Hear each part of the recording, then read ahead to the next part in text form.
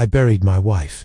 Then she knocked on my door. The last goodbye never came. They say grief makes you see things that maybe, just maybe, the mind splits open under the weight of loss and lets in shadows that shouldn't be there.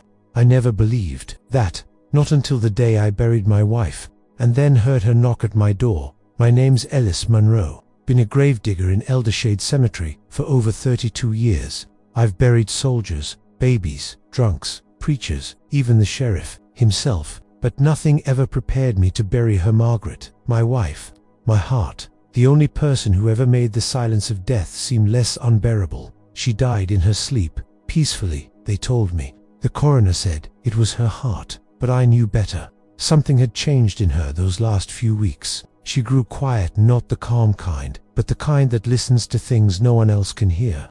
She stared out the window too long. She whispered names in her dreams that I'd never heard. Once, I woke up to find her standing at the foot of our bed, eyes open but not awake, muttering the word hollowfield. We never knew a hollowfield still. I kissed her forehead the day she left me and laid her gently in the coffin I built with my own hands. Mahogany, brass corners, lined with the white lace she always loved. I dug her grave myself. I wasn't supposed to rules on Albert. No one was going to lower her into the ground but me. The funeral was small. She didn't have much family. A few neighbors came. Some folks from the church. They said their prayers, patted my back, and went home before the sun dipped too low. I stayed, always stay. It's tradition for me to be the last man with the dead.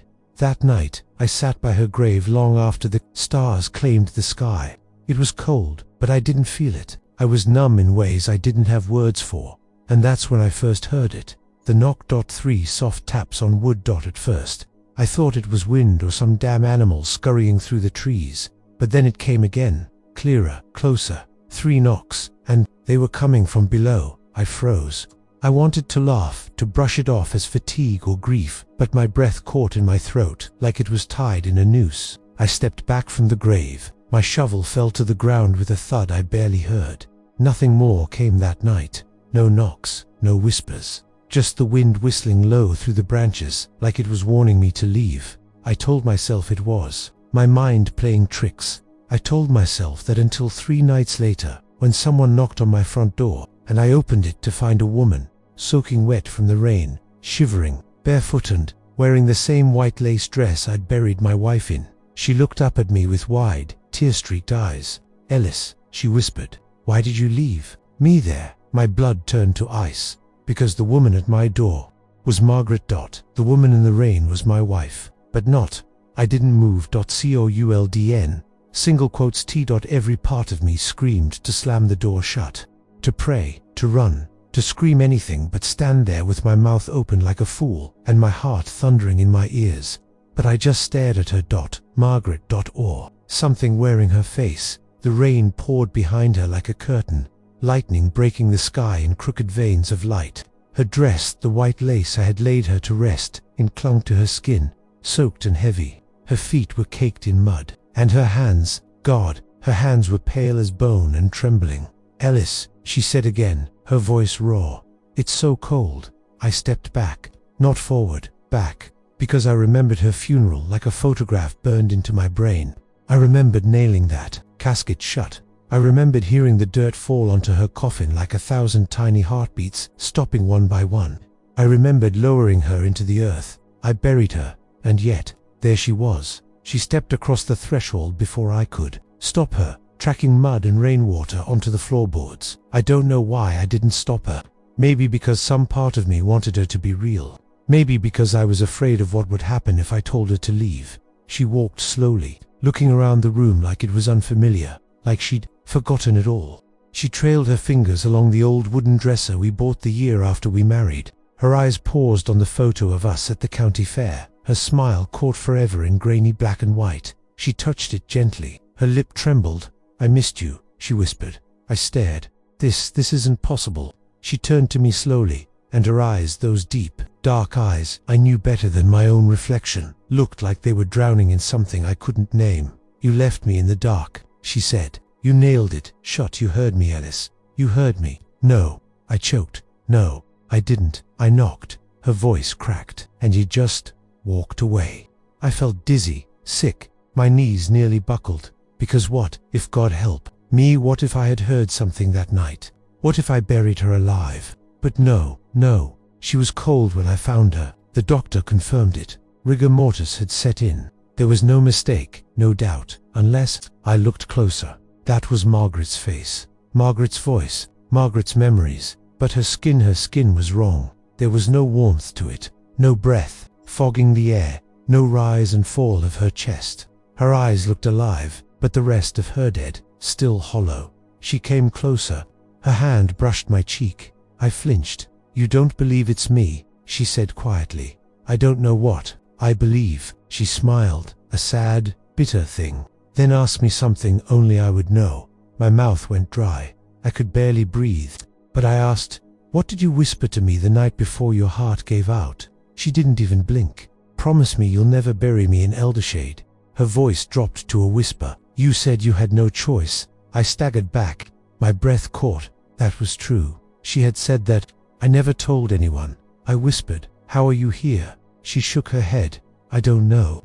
I remember waking up in the dark, screaming, clawing, and then silence, until something called to me. A voice, a name. What name? Her face twisted. Hollowfield. Hollowfield isn't on any map. That word again. Hollowfield. She had whispered it in her sleep weeks before she died. I thought it was just a dream, a fragment of something meaningless. But now it returned, carried by lips that should have been sealed 6 feet under. "What is Hollowfield?" I asked, my voice almost lost beneath the patter of rain outside. She didn't answer at first. She only stared out the window, as if expecting something or someone to come walking out of the dark. "I don't know," she said slowly. "But it's not a place you find on any map." Her voice had changed. Not fully hers, not fully a stranger's either. There was something hollow in it, like it echoed from a place far away. "What do you mean?"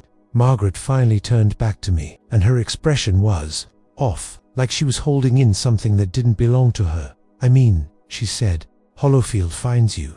I didn't sleep that night. She stayed in the guest room, curled under blankets she didn't seem to need, her breath never misting. In the cold air, I watched her through the cracked door. For hours, looking for signs of life. None came. No snoring, no shifting, no dreams, just stillness. The next morning, she was sitting at the table before I even got out of bed, hands folded, neatly, hair bone dry, even though I hadn't seen her touch a towel. "I want to go back," she said calmly. "To the cemetery?" I asked. She nodded. "There's something wrong with the place. Something buried deeper than I was." I made us coffee. She didn't drink hers, just watched the steam rise like she was remembering what heat used to feel like. "There are graves there that don't belong to anyone," she whispered. "No headstones, no names, just rows of emptiness pretending to be rest." My hands trembled as I held the mug. Eldershade Cemetery was older than the town itself, some said. I'd found tombstones with dates carved in before the Civil War, but unmarked graves. I had found them too, and every time I did, I filled them in again and said nothing. That was part of the job. You don't ask questions when you dig in places meant to forget. Still, I drove her back. We reached the cemetery just after noon. The clouds hung low, grey and swollen with rain yet to fall. Crows perched along the iron gates, silent, watching. She stepped out of the truck barefoot. The moment her feet touched the soil, I saw it flicker. Her reflection in the truck window didn't match her movements. It hesitated, twitched, as if part of her was still catching up. She walked straight to her grave. I didn't follow right away. Margaret, or whatever she was now, knelt beside the fresh mound of dirt, fingers digging gently into the earth, like it was a memory she could pull back up. Then she stopped. "There's something else down there," she said, without turning round. I approached slowly. "What do you mean?" She tilted her head. "Listen." I listened at first. There was nothing, just wind and birds. Then, but real scratching. Not the animal kind. Human. From beneath the ground. "No," I whispered. She stood. Her voice dropped an octave, now colder than before. "It's not just me, Ellis. Something's waking them up." And then she pointed, not at her own grave, not at the others. She pointed to the far corner of the cemetery, where no one had been buried in over 100 years, where the land was sunken, cursed, and fenced off with rusted chains, where Hollowfield waited. The chain that should never be broken. There was a rusted iron chain across the path that led to the back corner of the cemetery, thick links sunken halfway into the soil, as if the ground itself had been trying to pull it deeper, to bury it. Like everything else, that chain hadn't been touched in decades, not since my grandfather's time, not since the Monroe men were warned, generation after generation, never cross where the land sags, never dig where the trees grow in circles. We called it the Forgotten Acre. No tombstones, no records, just a half-acre of gnarled oaks and soil, too soft for the dead to sleep in. But Margaret Tiff, that's still who she was, walked straight toward it, her bare feet leaving no prints in the mud. She paused at the chain, looked back at me. "Ellis," she said, "I remember this place." I shook my head. "You've never been back there." "No one has. That land's cursed." "That's what they want you to believe," she said softly. "But something was buried here before the cemetery even existed, before the town, before us." The wind shifted. It carried the scent of something old and wet, like mildew in a sealed tomb, the kind of smell that wraps around your memory and makes you forget what the sun feels like. Still, I followed. God help me. I stepped over that chain, and the instant I did, everything changed. The air got heavier, like I was walking underwater. The trees no longer looked like trees, but bones twisted upward. I looked back and the cemetery behind us was gone, vanished in mist so thick it moved like breath. Margaret was already deeper in her dress, now dry and fluttering despite the stillness of the air. She stopped before a wide patch of ground where moss refused to grow, where the soil looked scorched black and cracked. She turned slowly. "This is where it sleeps." "What is it?" I asked, my voice hoarse. Her eyes were empty now, not just in color but in presence. Whatever had flickered in her was no longer hiding it. She smiled, but there was no kindness in it. "Not what?" she whispered. "Who?" Lightning cracked above us, though the sky was still and cloudless, and from the cracked soil beneath our feet, something moved. A hand. Then another. Pale, thin fingers, long enough to not be human. Something was clawing its way out. I'd stepped back, Margaret, but she didn't. She just said one thing. "You promised to never bury me here." "And you did." And then the thing rose, and Margaret fell to her knees before it. "If you're still here, you're not alone. This is only the beginning." Subscribe now to The Gravedigger's Tale for the next chapters. New stories every week that'll make your skin crawl and maybe keep you up tonight. Click the bell, because some knocks on the door you don't want to miss. What crawled out wasn't a man. It wasn't human. That was the first thought that tore through my mind as the thing pulled itself from the ground like mud giving birth to a nightmare. It had the shape of a man, a suggestion of one, broad shoulders, a crooked spine, arms that stretched too long, joints bending wrong. But its skin was grey like rotted bark, slick with something black and thick. Its face, God help me, its face was a blur, like looking into a smudge on a mirror that your eyes refused to focus on. But Margaret saw it, and it saw her. It moved toward her, slowly, deliberately. Each step bent the air around it. The earth groaned beneath its feet, as though the ground itself regretted letting it go. Margaret knelt. Like a servant, like a child, like she'd been waiting for this thing her whole death. I backed away, heart slamming in my chest. "Margaret," I shouted, "get away from it." She didn't turn. Instead, she spoke, not to me, to it. "I've come back," she whispered, "just like you told me to."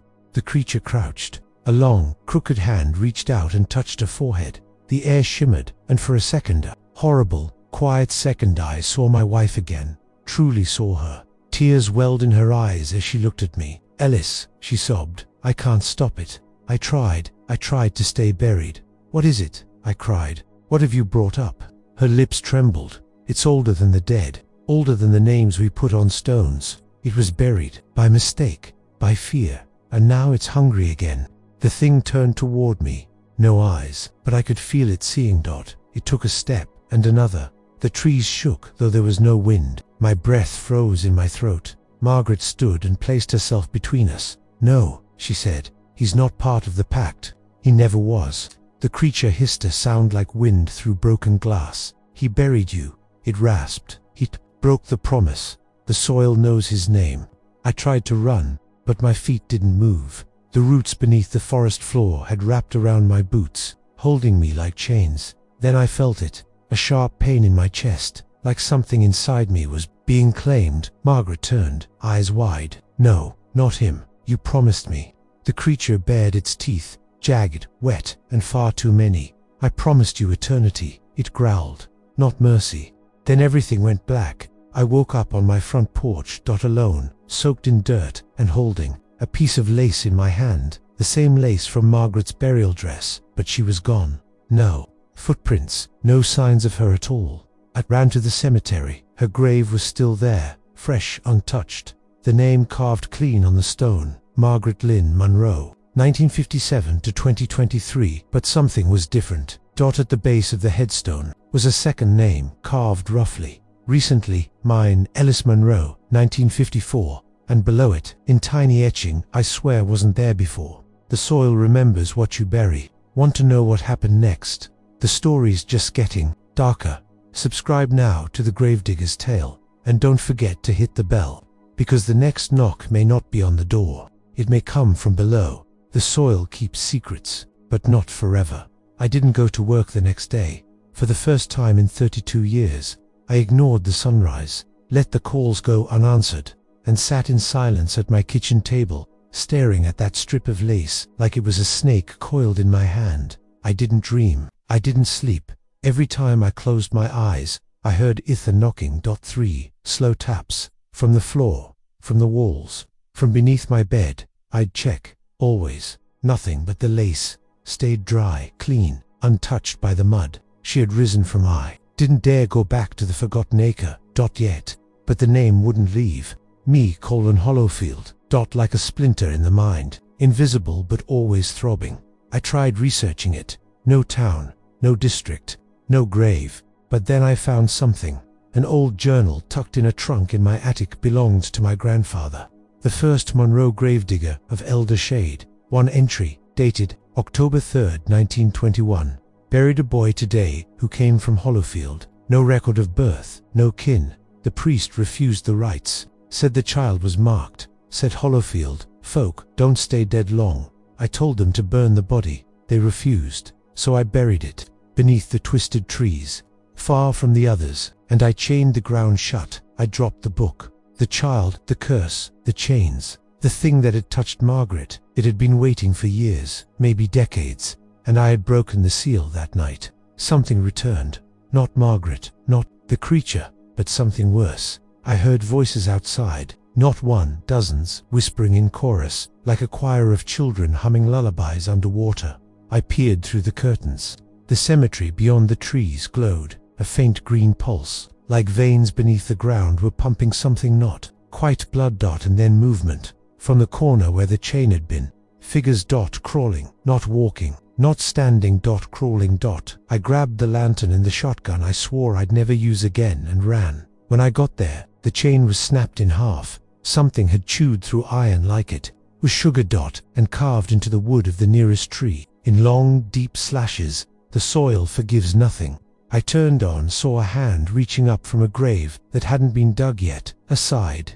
The grave that wasn't there yesterday. I stood frozen. That hand withered, grey, with nails like splinters of bone pushed up through soil I hadn't turned. No headstone, no records, no reason it should exist. But the earth was soft, too soft, like something had been buried recently. I stepped closer, lantern shaking in my grip. The flame danced, casting long shadows that bent wrong, stretching out across the graves like they were reaching for me. The fingers twitched not once, not vaguely, deliberately. I swallowed hard. My boots squelched in the wet earth as I stepped nearer. The name etched into the bark of the tree still echoed in my head. The soil forgives nothing. The wind shifted, brought with it that same stench, wet rot, and something older, something that made the hairs on my arms stand like soldiers at attention. The hand curled slightly, like it was waking up. I don't know what made me do it. Maybe it was instinct, maybe madness. But I knelt down and began to dig. With bare hands. Each handful of dirt brought me closer to the truth, and to something else. I hit cloth. I pulled and revealed a face. My face, mouth open in a silent scream, skin waxy and pale, eyes glassy and rolled to the side. Dead, unmistakably, undeniably, me. I fell backward, gasping. My vision blurred. The world spun. because the body in the ground wasn't just a corpse, it was fresh. That couldn't be possible. I was breathing. I was alive. I was the one digging. But there it was, my own body, resting in the soil like it had always been there. And then its eyes opened, not fully, just enough to meet mine to see me. I scrambled back. Lantern toppled. Light snuffed out. Darkness swallowed me whole. From somewhere near, for I heard Margaret's voice, soft, broken.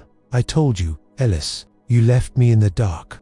And then something grabbed my ankle, cold, strong, unrelenting. I kicked, screamed, clawed. It pulled harder. So, I reached for the only weapon I had, the rusted shovel leaning against the iron fence, swung the grip, released. I scrambled to my feet, panting, soaked in mud and sweat. The grave, gone. No hand. No corpse. No sign I'd ever dug at all. Only the chain, hanging open, and the trees. The trees were closer, now. Bent inward, like the forest itself was watching or closing. Around me, the trees are closing in. I didn't go home. COULDN, single quotes T, not with the image of my own dead face burned into the backs of my eyes. I wandered through the woods for what felt like hours, maybe more. Time didn't behave normally anymore.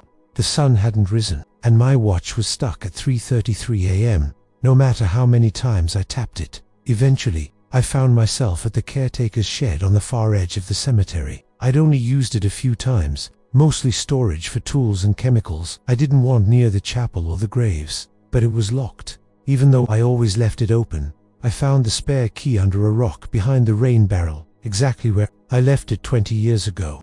My hands shook as I turned it in the rusty padlock. It opened barely. The door groaned like it hadn't been touched in years, though I had been here just last month. Inside was not what I remembered. Everything was dust-covered, as expected, but there were photos pinned to the wall that I had never seen before. Old, sepia-toned. Men with shovels, women in black veils, children standing beside coffins. One photo caught my eye. It was me, young, maybe 35, standing beside a grave, next to Margaret. She was smiling, but the photo was dated 1903. That couldn't be right. I wasn't alive. Then, none of this made sense. I looked closer. At the corner of the photo was a name, Hollowfield, burial ritual, witness, E. Monroe. I stumbled back, knocked over a tin of nails that spilled across the wooden floor like teeth. My breathing turned shallow. Something was rewriting time, or worse, revealing it. I turned to leave. And standing in the doorway, blocking the exit, was a little girl, pale eyes, entirely black. She tilted her head. "You're not supposed to see this yet," she said. My voice caught. "What are you?" She blinked slowly. "I'm what your wife fed." Then she smiled, and all the lanterns inside the shed lit themselves, one by one. And every flame turned blue. Still reading in the dark. "Then let the shadows know you're brave. Tap the like button so we know you made it this far, and we'll keep digging deeper, because the soil hasn't told you everything yet, not even close." What Margaret fed it. The flames flickered in unison, casting long shadows that crawled up the walls of the shed, like fingers trying to escape. The little girl didn't move. She just stood there, framed in the doorway, her smile stretching wider than her cheeks should allow. Her teeth, too many, too sharp, too clean. I took a step back. She mirrored it. "Don't run," she said in a voice that was too old for her body. "It'll only follow you home." My throat tightened. "What will—" Her head turned slightly, as if the question amused her. Then she pointed to my chest. "You already let it in." Before I could reply, she took one step to the side, vanishing into the dark, like smoke blown away by wind. I burst through the door after her, but she was gone. Nothing but the woods, and silence. I ran through the graveyard, through the trees, past the rusted gate, past the stone angel that now had cracks in its face that looked eerily like tears. I didn't stop until I reached my house, but something was wrong. The windows were all open. Curtains swayed in the still air like breath held. In too long. And from inside came the sound of water dripping. Drip, drip. I stepped in, shotgun raised. Every room was empty, except for the bathroom. I pushed open the door. The tub was full, not of water, but of soil, rich, black, wet earth, and in the center of it floated a hand, pale, familiar, ringed. Margaret's wedding ring, still on her finger. I stumbled back, bile rising in my throat. "How?" A sound behind me. A voice, Ellis, it said softly. Why did you stop digging? I turned. She was there. Margaret. Drenched in mud. Her eyes no longer hers. Her lips split by something moving underneath. Her voice layered as if two people were speaking from the same throat. You promised, she said again. You promised I'd never go back there. I tried to speak, to move. She stepped forward, and that's when I saw it. Her shadow wasn't following her. It was leading, moving, ahead of her. And it had horns. I fed it, she said, eyes wide with tears. It whispered to me in the dark. It said it could make the pain stop, that it would bring me back to you. And it did. She smiled now, but it wasn't love. It was hunger. Now it wants you. And then I heard its 3 knocks, not from the door. Not from the floor. From inside my chest. The thing that wears my name. The knocking inside my chest didn't stop. It echoed through my ribs like someone trapped inside. The walls of a coffin far too small. Each thump sent a jolt through my spine, not pain, not fear. Recognition. Like something old had finally found the door it was looking for. I fell to my knees. Margaret, or what she had become, stood above me, her face shifting in and out of clarity. 1 second, she looked like the woman I loved. The next, her eyes were hollow sockets, and her mouth stretched wider than any human jaw should allow. It's inside you now, she said softly. I wanted to scream, but I couldn't move, couldn't speak. Then she crouched, placed her muddy hand on my chest, and whispered, "Let it in." My vision blurred. The walls of the house twisted around me, the floorboards warping into roots. The ceiling above dissolved into grey sky and cold mist. Suddenly, I was no longer in my home. I was underground, wood pressed against my back, my hands locked over my chest, nails in the coffin above my head, and my own voice echoed back to me 3 knocks. And then I remembered. I had buried myself. I was already dead, or worse, caught in something between, somewhere deeper than hell. Hollowfield. I clawed at the wood. Screamed. No one heard. No one ever did. I woke up in my bed, soaked in sweat. Gasping. The lace from Margaret's dress was gone, but on the nightstand sat a single photo, me and her, standing beside a grave that didn't exist. The caption scratched into the bottom, Ellis Monroe, keeper of the soil, and in the corner, written in what looked like dried blood, "The next grave is already dug." What did I bury this time? What came back? That's a story for another night. Now it's your turn. Drop a comment. What story do you want? Next, from the Gravedigger's tale, a cursed wedding, a mirror that remembers your sins, a man who speaks with the dead, and they speak back. Tell me your nightmares, and I'll make sure you never sleep the same.